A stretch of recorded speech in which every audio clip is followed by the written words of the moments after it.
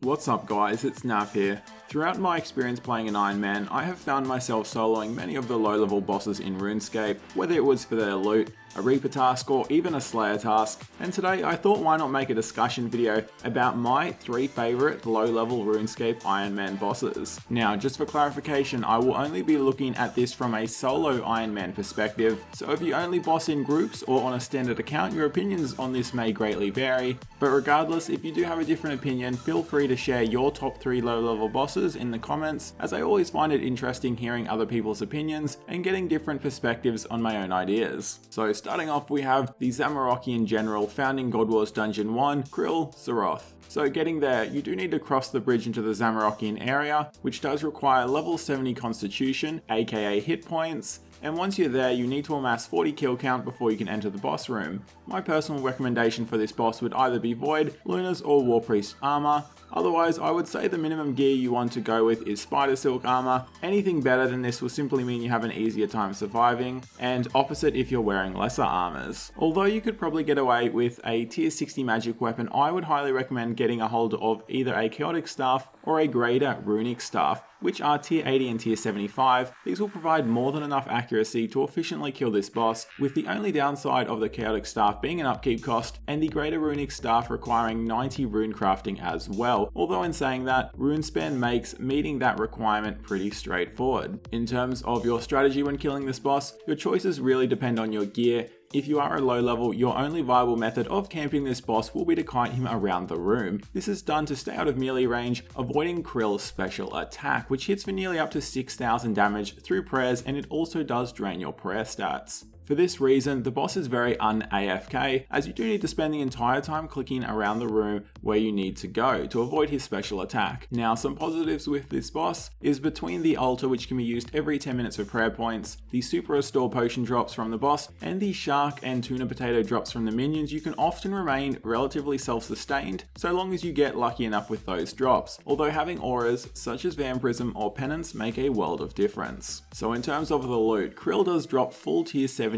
magic power armor, which is called subjugation, and even drops an offhand magic shield as well. He also drops a Zamorak hilt, which can be made into the tier 75 Zamorak Godsword, as well as the Godsword shards required to make it. Along with this, Krill also drops a Zamorakian spear, which is another tier 75 two-handed weapon, and considering it's a spear, it is great for the corporeal beast and other creatures which are weak to stab. And it goes without mention, like everything else in God Wars Dungeon 1, all Zamorak followers and bosses you kill, including whilst getting kill count, have a chance of dropping the hybrid armor War Priest, which can scale up to tier 75 depending on your defense level. One thing I particularly love about this boss is given it's weak to magic and more specifically fire spells, you can go there with a relatively low armor setup and a decent magic weapon and slowly farm out a subjugation set, giving you a full tier 70 plus magic setup, which opens up a massive range of mid to high level PvM opportunities. In terms of the loot in general, Krill has a lot of decent alchables, but the loot I feel is most useful is the noted Lantadime and the noted Wine of Zamorak. These are used for high level herblore potions, including super ranging, super magics, and extreme defense potions, which are all highly valuable for Ironmen. And as a final note about the loot, Krill also has a decent drop rate on effigies, which many Ironmen won't be able to open, but they can be handed into the Varrock Museum for 5k experience lamps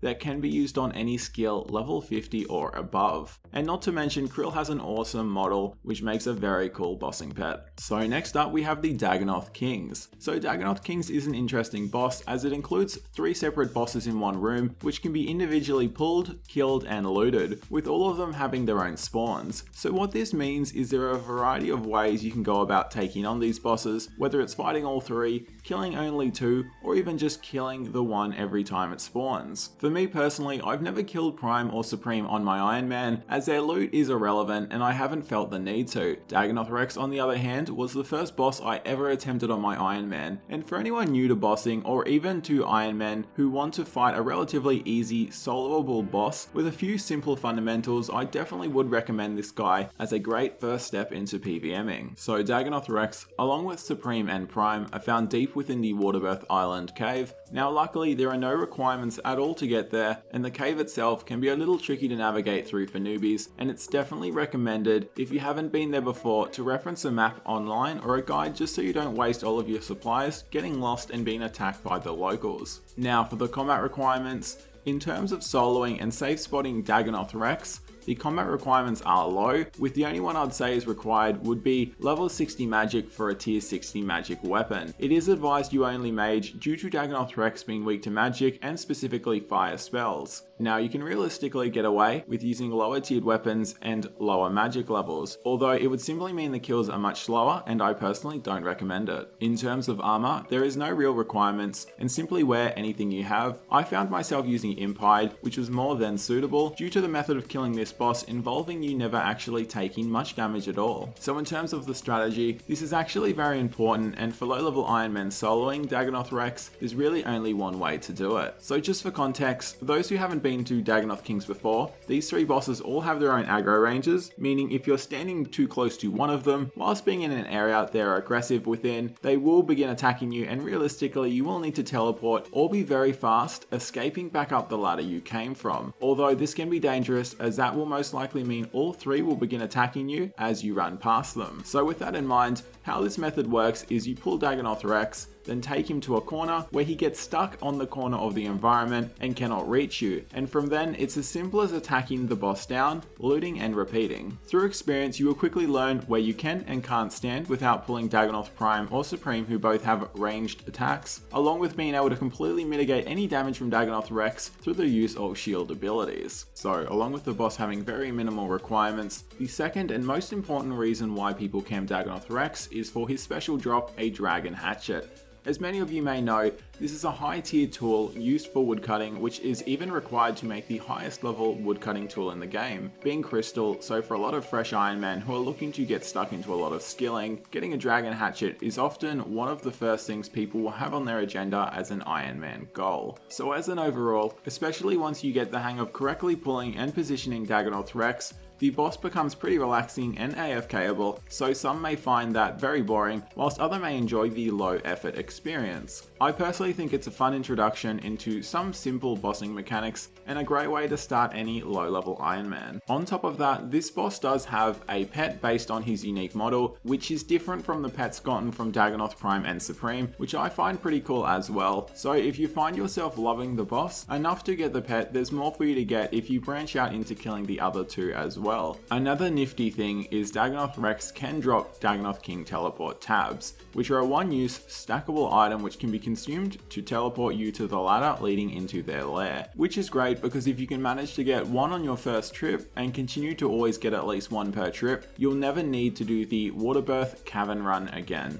And my final favourite low-level Ironman boss is the Eva Rhodes Brothers. Now, I would agree to anyone who'd argue this is hardly a boss and more like a mini-game, due to it involving a lot of puzzles and a lot of running around, but it is under the boss tab and therefore I did consider it, and it's definitely a boss I found myself doing a lot when I was new to Ironman. So for those who haven't tried barrows before, essentially there are 6 crypts which you enter, and within each are bosses. You fight these bosses and eventually find an empty crypt, where you delve further and have to navigate through a small maze to get to the loot chest, where you can teleport out or simply retrace your steps and repeat. Now the loot is unique in the sense that it is dynamic based on what bosses you kill. For example, if you kill all bosses except Dahorak, when looting the chest it isn't possible to get Dahorak's loot from the chest. So barrows can be found east of Bergderot, and although there's no requirements to access barrows, completing multiple different quests dramatically changes your overall experience within this minigame. Now, the Eva Rhodes Brothers all have their own effects and combat styles, with 4 of them being melee, 1 ranged and 1 magic, not including the 2 added through high level questing. So for that reason, it's highly recommended to have at least a level 60 plus magic with a tier 60 plus magic weapon, with 60 ranged or 60 attack and strength to switch combat styles, so you don't have to struggle killing Krill, the ranged Eva Rhodes brother, with a low level magic setup. In terms of armor, hybrid gear such as Ghost Hunter, Void or War Priest is highly effective as it makes swapping combat styles easier. Otherwise, if you are limited in your gear, you can simply try use one combat style,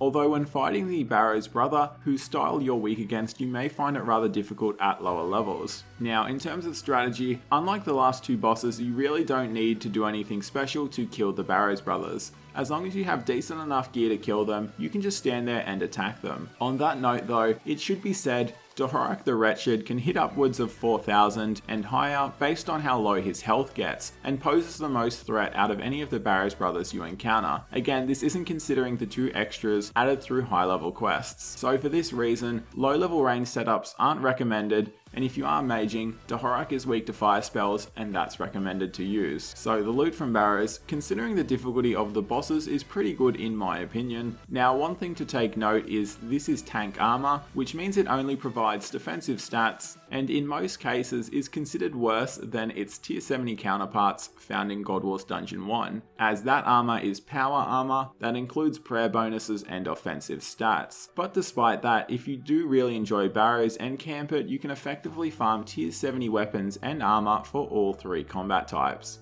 On top of that, there are set bonuses for having all pieces of one set, with the full Guthan set being extremely useful for low to mid-level Ironmen who want to save food, and when doing content such as Slayer or even low-level bosses which can be killed with melee. In terms of the overall experience, without any quests completed at all, it can be rather boring, as banking will involve a lot of running before you can even get to the Barrows area. Although through completing a variety of quests, you can access Barrows through multiple faster methods, with the fastest method being the Dracalian's Medallion, which teleports you right out the front of the Barrows area. Having these methods of getting to Barrows much faster will drastically increase your potential loot chests per hour, and will make the overall experience significantly funner, as you will be spending more time actually fighting the bosses, and most likely will be getting more loot. Other than that, due to there being no intense strategies for fighting the Barrows brothers, it's relatively relaxing to do, although you won't be able to AFK for long, as most brothers will die relatively quickly and then you'll be moving on to the next crypt. On that note, unlike most bosses, there's no chance of a bossing pet from Barrows, which is a shame as bossing pets are always exciting. But that does wrap it up for my top 3 favourite low-level Ironman bosses. If you are interested in more Ironman low-level bossing, I have made a video on each of these bosses discussed, so feel free to check those out and subscribe for more Ironman content in the future. Thanks for watching, and I'll catch you in the next one.